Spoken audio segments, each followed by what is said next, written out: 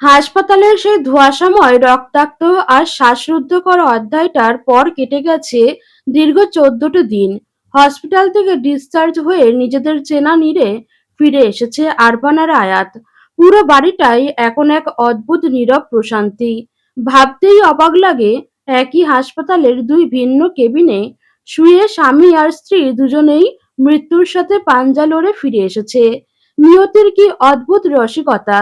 যদিও আরবানের পাথুরে শরীরের জন্য এই ক্ষত কিংবা তীব্র ব্যথা নতুন কিছু নয়। এর চেয়ে বহু গুণ তীব্র মারাত্মক মরণঘাতী আঘাত সে সহ্য করেছে অবলীলায়। মাঝে মাঝে সে নিজেই নিজের অতীত আর বর্তমান মিলিয়ে গভীর এক ঘোরের মধ্যে তলিয়ে যায়। তার মনে বড় প্রশ্ন জাগে, যার হৃদয়ে একসময় মায়া দয়ার বিন্দুমাত্র অস্তিত্ব ছিল না, সেই পাষাণ আর কঠোর আরবান চৌধুরী আজ অতটা নরম আর স্পর্শকাতর কিভাবে হয়ে গেল? এই অসাধ্য সাধনটা কিভাবে সম্ভব হলো? হাজারো মেয়ের ভিড়ে শুধু এই একটা মেয়ে, এই আয়াতি কেন তার সমস্ত অন্ধকারের অবসান ঘটিয়ে একচ্ছত্র রাজত্ব তৈরি করে নিল? এর কোনো যৌক্তিক উত্তর আরবানের জানা নেই। আর সে তা জানতেও চায় না। সে শুধু চায় তার বুকের ভেতর পরম আশ্রয়ে থাকা এই দুটি ছোট্ট রাজকন্যা আর তার চোখের মণি রানীকে নিয়ে পুরোটা জীবন পার করে দিতে।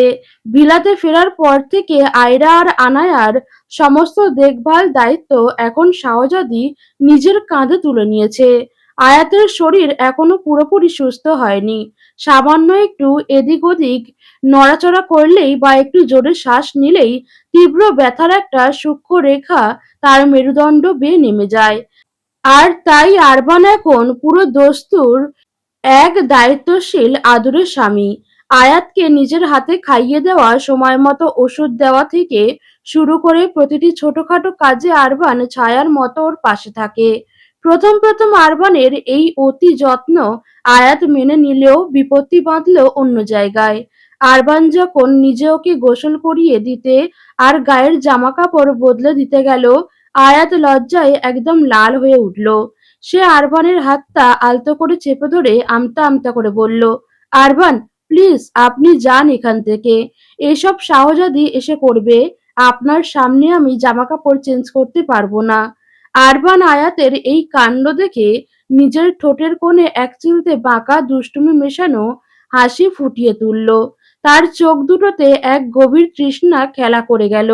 সে কিছুটা বিরক্ত ও রসিকতা ভরা কণ্ঠে বলল, what do you mean by শাহজাদি করবে মিসেস?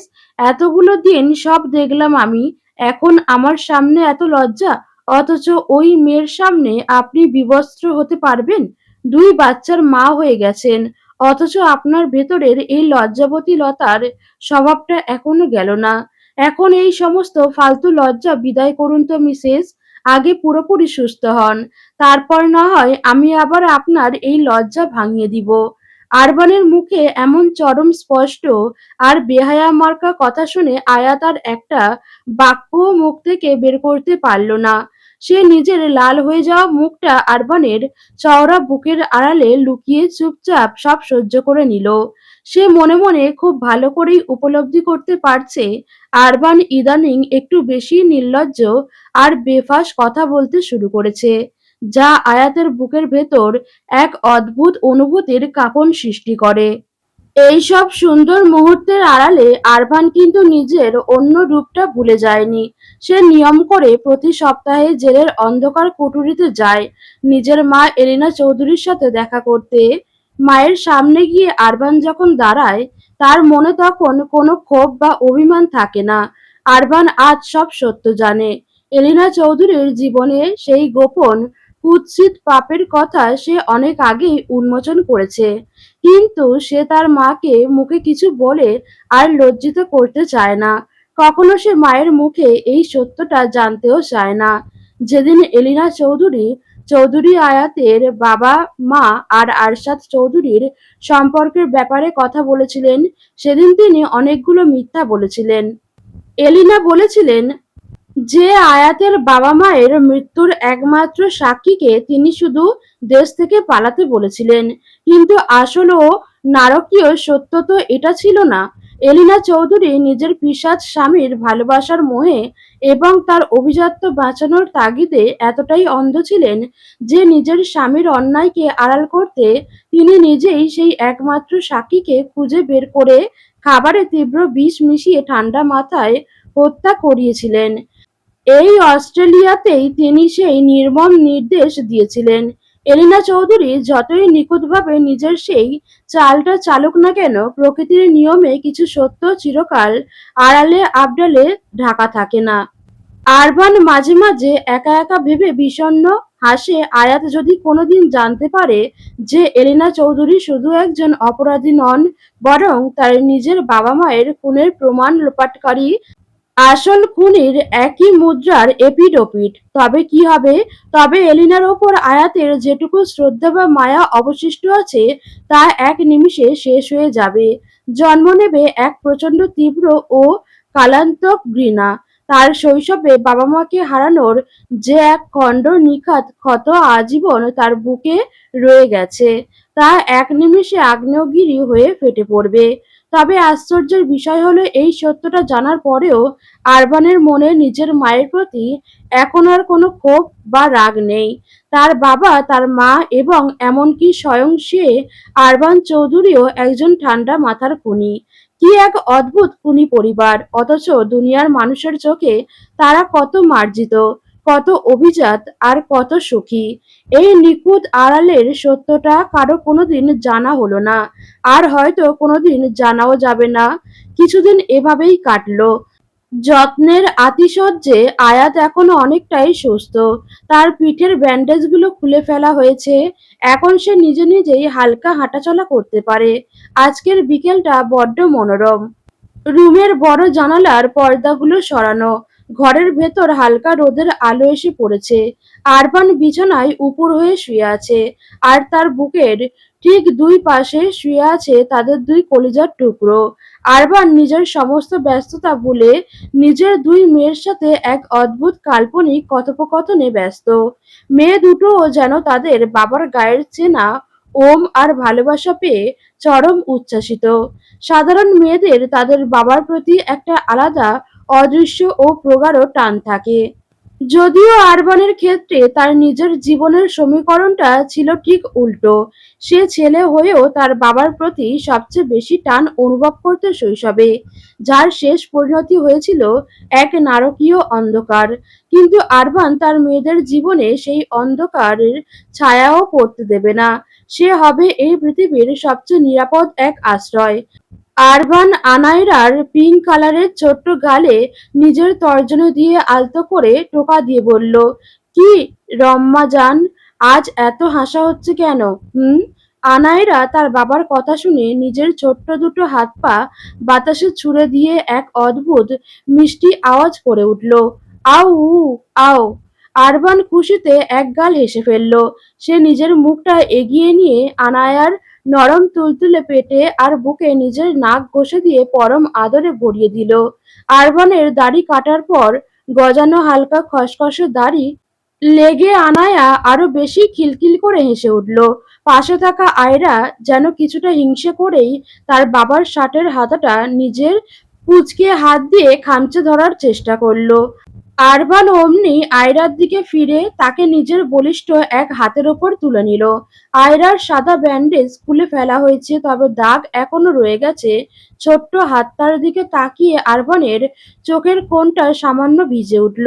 সে আয়রার সেই ছোট্ট হাতের ওপর নিজের ওষ্ঠাধর ছুঁইয়ে দিয়ে গভীর আবেগে বলল, আমার আর একটা রাজকন্যা বুঝি রাগ করেছে? এই যে বাবা, তোমার কাছেও চলে এসেছে সোনামা। এই দুনিয়ার কোনো কালো ছায়া আর আমার আম্মার গায়ে লাগতে দেব না, খোদার কসম। আয়রা তার বাবার বুকের ওম পেয়ে এক পরম শান্তিতে তার কচি মুখটা আরবানের গলার ভাঁজে গুজে দিয়ে মৃদু শব্দ করল, উ আও। আরবান পরম সুখে চোখ দুটো বুজে নিয়ে দুই মেয়েকে একসাথে নিজের দুই বাহুর মাঝে পিষে ধরে তাদের গালে, কপালে আর ছোট্ট পায়ে একের পর এক গভীর ভালোবাসার চুম্বনে ভরিয়ে দিল। দরজার ওপাশে দাঁড়িয়ে আয়াত এক দৃষ্টিতে তার জীবনের এই শ্রেষ্ঠ সুন্দর, অনিন্দ্য সুন্দর মুহূর্তটি দেখছিল। তার চোখ ফেটে সুখের অশ্রু গড়িয়ে পড়ল। যে আরভানকে সে একসময় এক নিষ্ঠুর ভেবেছিল, সে আজ নিজের সন্তানদের সামনে কতটা নিষ্পাপ, কতটা পবিত্র এক বাবা। আয়াত দরজার কাছে দাঁড়িয়ে বেশ কিছুক্ষণ মুগ্ধ চোখে এই স্বর্গীয় দৃশ্যটা দেখল, যেখানে এক সময়ের কঠোর আবেগহীন আরবান চৌধুরী আজ তার দুই রাজকন্যাকে বুকে জড়িয়ে পরম মায়ায় হেসে উঠছে। এই দৃশ্য যেন আয়াতের বুকের ভেতরের সমস্ত পুরনো ক্ষত এক নিমিষে জুড়িয়ে দিল। তার চোখ দুটো এখন ভালো লাগায় ভিজে উঠল। সে আর নিজেকে ধরে রাখতে পারল না। ধীর পায়ে এগিয়ে এসে আচমকা আরবানের পিঠের ওপর হামলা পড়ল। আরবানের পেটের ক্ষত আর অপারেশনের ব্যথাটা এখনো পুরোপুরি সেরে যায়নি। বাহুর ওপরও কিছুটা অবশ ভাব আর অস্বস্তি রয়ে গেছে। কিন্তু আয়াতের এই আচমকা হামলায় চামড়ার নিচে একটা সূক্ষ্ম যন্ত্রণার মোচড় দিয়ে আরবান মুখ ফুটে একটা টু শব্দও করল না, বরং তার ঠোঁটের কোণে এক চিলতে চওড়া ও প্রশান্তির হাসি ফুটে উঠল। আয়াত আরবানের পেছন থেকে তার গলাটা দুই হাতে শক্ত করে জড়িয়ে ধরল। তারপর কোনো রকম দ্বিধা না রেখে আরবানের গালে একের পর এক গভীর ভালোবাসার চুমু এঁকে দিতে লাগলো। যেন বহুদিনের জমানো সব আকুলতা সে আজ এক নিমিষেই উগরে দিতে চায়। আরবান আয়াতের এই বাঁধভাঙা ভালোবাসা উপভোগ করতে করতে চোখের কোণ দিয়ে ওকে দেখলো। তারপর খানিকটা মাদকতা আর দুষ্টুমি মিশিয়ে ফিসফিস করে বলল, কি ব্যাপার মিসেস চৌধুরী, আজ যে দেখছি পুরো মুডে আছেন। সূর্য তো এখনো ডোবেনি, অথচ আমার লাজুকলতা বউটা হঠাৎ এতটা বেপরোয়া হয়ে উঠল কেন? জানতে পারি কি? আয়াত আরবানের গলার ভাঁজে নিজের মুখটা আরো একটু চেপে ধরল। আরবানের শরীরের সেই চিরচেনা পুরুষালী সুবাস তার মস্তিষ্কের শিরায় শিরায় এক তীব্র নেশার সৃষ্টি করছিল। সে এক গভীর আবেগে চোখ দুটো বুজে নিয়ে ফিসফিসিয়ে বলল, আমার আপনাকে এখন আস্ত কামড়ে খেয়ে ফেলতে ইচ্ছে করছে আরবান। আরবানের ঠোঁটের কোণের হাসিটা আরো কিছুটা চওড়া হলো। সে নিজের কণ্ঠস্বর খানিকটা নিচু আর গভীর করে ফিসফিসিয়ে বলল, ইচ্ছে যখন করছে তখন আর দেরি কেন? খেয়েই ফেলো, আমি তো তোমারই খাবার। এত জ্বালানোর পরও আপাতত দিনের বেলাটা না হয় ছাড় দিলাম, রাতের বেলা হিসাবটা কিন্তু উল্টো হবে। তখন কিন্তু তুমি আমার একচ্ছত্র খাবার হবে মিসেস।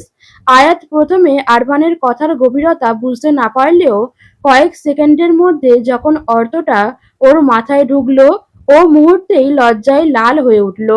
কথাটার অন্তর্নিহিত অর্থ মাথায় আসতেই লজ্জায় আর ক্ষোভে আয়াতের পুরো মুখ লাল হয়ে গেল। এই লোকটা বাচ্চাদের সামনেও নিজের নির্লজ্জ স্বভাবটা ঢাকতে পারে না। আয়াত আর কোনো কথা না ভেবে নিজের রাগ আর ভালোবাসার বহিঃপ্রকাশ ঘটাতে আরবানের সেই ফর্সা সুদর্শন গালে নিজের দাঁত দিয়ে সজোরে এক কামড় বসিয়ে দিল।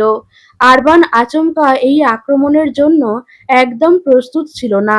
সে ব্যথায় অস্থির হয়ে চেঁচিয়ে উঠল, আহ আয়াত ছাড়ো, এক নাম্বারের জাহান্নামী একটা বউ। কোনো সুস্থ ভদ্র মহিলা নিজের স্বামীকে এভাবে কামড় মারে? বুনো মহিলা একটা। আয়াত দাঁত ছেড়ে দিয়ে আরবানের পিঠ থেকে নেমে পাশে দাঁড়ালো। তারপর ঠোঁট উল্টে কোমরে হাত দিয়ে বেশ দেমাক দিয়ে বলল, কার সাথে থাকতে থাকতে আমার এই স্বভাব হয়েছে তা আয়নাতে নিজের মুখটা দেখলেই বুঝতে পারবেন। যেমন বর তার তেমন বউ। আপনি দিনে দুপুরে এসব নির্লজ্জের মতো কথা বলবেন আর আমি বুঝি চুপ করে থাকবো? এবার বুঝুন মজা। আরবান নিজের কামড় খাওয়া গালে হাত বুলিয়ে আয়াতের এই রাগী মুখের দিকে তাকিয়ে আবার হা হা করে হেসে উঠল। তারপর এক ঝটকায় আয়াতকে টেনে নিজের বুকের মাঝে আঁচড়ে ফেলল। দুই মেয়ের মাঝখানে আয়াতকে জড়িয়ে ধরে সে পরম মায়ায় বলল, খুব তো মুখ চলছে মিসেস, এই বাঘকে খাঁচায় বন্দি করার সাহস যখন দেখিয়েছ তখন এর পুরো মাসুল দেওয়ার জন্য প্রস্তুত থাকো। আয়াত আর রাগ ধরে রাখতে পারল না। সে আরবানের চওড়া বুক থেকে ওঠার চেষ্টা করতেই আরবান তাকে শক্ত করে জড়িয়ে ধরল। কিছুক্ষণ ধস্তাধস্তি করে আয়াত শান্ত মাথা রেখে এক পরম শান্তির নিঃশ্বাস ফেলল। আরবান মুচকি হেসে আয়াতের কপালে চুমু এঁকে দিল। বিকেলের দিকে ভিলার পেছনের ছাদ বাগানটা এক মায়াবী আলোয় ছেয়ে গেছে। চারিদিকে হালকা ঠান্ডা বাতাস আর টবে ফুটে থাকা বেলি ফুলের মিষ্টি ঘ্রাণ শাহজাদি বাগানের রেলিং ধরে দূরের দিগন্তের দিকে তাকিয়ে আছে। তার পরনে একটা সাধারণ সুতির শাড়ি, চুলে আলগা খোঁপা। গত কয়েকদিনের ধকল আর মানসিক ঝড়-ঝাপটা যেন তার চোখে মুখে এক শান্ত গভীরতা এনে দিয়েছে। ঠিক তখনই ফারহান ধীর পায়ে ছাদে এসে দাঁড়ালো। শাহজাদির এই শান্ত বিষণ্ণ রূপটা ফারহানের বুকের ভেতর এক অন্যরকম অনুভূতির জন্ম দেয়। ফারহান শাহজাদির ঠিক পাশে এসে দাঁড়ালো, তবে কোনো কথা বলল না। শাহজাদি চেনা সুবাস পেয়ে আলতো করে পাশ ফিরে ফারহানের দিকে তাকালো। ওর ঠোঁটের কোণে এক চিলতে ম্লান হাসি ফুটে উঠল। আপনি এখানে? অফিস থেকে কখন এলেন? ফারহান শাহজাদির চোখের দিকে তাকিয়ে এক গভীর ও মায়াবী সুরে বলল, এই তো একটু আগে। নিচে এসে যখন তোমাকে দেখলাম না, মনটা কেমন যেন ছটফট করছিল, তাই সোজা ছাদে চলে এলাম। আজকাল তোমাকে চোখের আড়াল করলেই মনে হয় কি যেন একটা হারিয়ে গেছে। শাহজাদি লজ্জা পেয়ে চোখ দুটো নিচু করে নিল। বেলি ফুলের পাপড়িগুলো হাত দিয়ে নাড়াচাড়া করতে করতে বলল, মিথ্যা বানিয়ে কথা বলায় আপনি বেশ পারদর্শী, ফারহান সাহেব। ফারহান এক কদম এগিয়ে এসে শাহজাদির দুটি হাত নিজের হাতের মুঠোয় শক্ত করে চেপে ধরল। তার চোখের চাহনি আজ বড্ড ধারালো আর গভীর আবেগে ভরা। একেবারে মিথ্যে নয় শাহজাদি, নিয়তির কোনো নোংরা খেলায় আমাদের বিয়ে হয়েছিল আমি জানি না, কিন্তু আজ এই মুহূর্তে দাঁড়িয়ে আমি বুক ঠুকে বলতে পারি আমি তোমাকে আমার জীবনের সবচেয়ে সুন্দর সত্য হিসেবে মেনে নিয়েছি।